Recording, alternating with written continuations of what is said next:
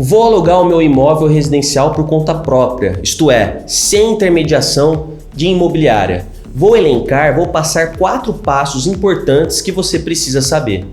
Primeiro passo, a idoneidade do inquilino. Ou seja, será que esse inquilino vai ser um inquilino problemático? Vai ser um devedor habitual? Ou ele vai ser um inquilino legal, um inquilino que paga em dia? Para isso é importante você fazer algumas pesquisas básicas no nome, no CPF do seu pretenso inquilino.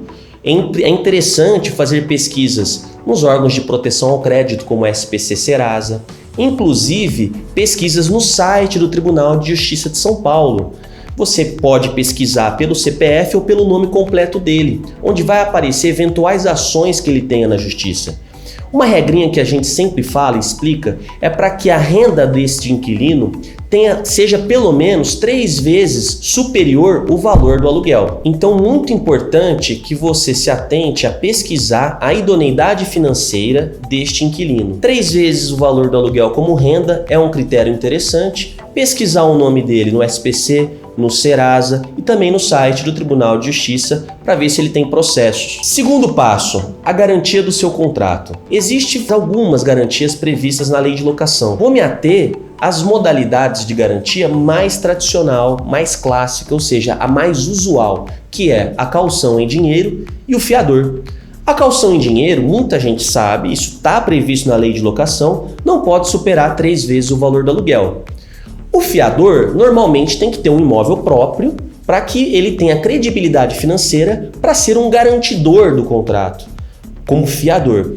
O que eu recomendo? Eu recomendo hoje, e muitos advogados, inclusive corretores do Cresce de São Paulo, recomendam a caução. Por quê? Porque dinamiza, você consegue um inquilino mais rápido e caso ele se torne inadimplente, você também consegue despejá-lo muito mais rápido. Se você coloca fiador como garantidor do seu contrato, você não consegue uma liminar de desocupação de 15 dias caso esse inquilino fique devendo. Por quê? Porque esse contrato tem garantia, tem fiador. Mas você pode me perguntar, doutor, mas a caução não é uma garantia? Sim, só que quando a dívida do inquilino supera o valor da caução, e você pode acrescentar a multa do contrato para que supere o valor da caução. O juiz, numa ação de despejo, é obrigado a dar uma liminar para que o inquilino desocupe em 15 dias. Por quê? Porque a garantia se perdeu, a dívida está maior do que a garantia. Então, além de você facilitar conseguir um inquilino, porque hoje em dia é muito difícil conseguir um fiador, você também consegue despejá-lo mais rápido caso a sua garantia seja caução em dinheiro. Terceiro passo, vistoria inicial. Muitas vezes o locador, no final do contrato, quando o inquilino desocupa o imóvel, ele verifica que houve algumas avarias. Manchas na parede, uso inadequado do imóvel, não houve a pintura. Só que aí este locador não fez vistoria inicial.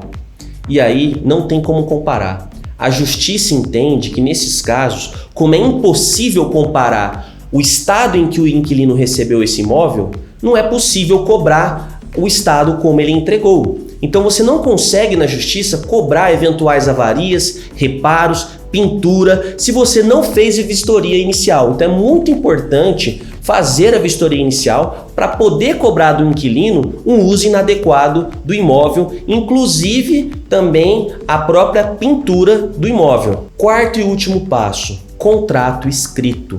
Parece básico, mas eu tenho que explicar isso para vocês. A lei de locação permite contrato verbal, isto é, contrato de boca, só que não é recomendável.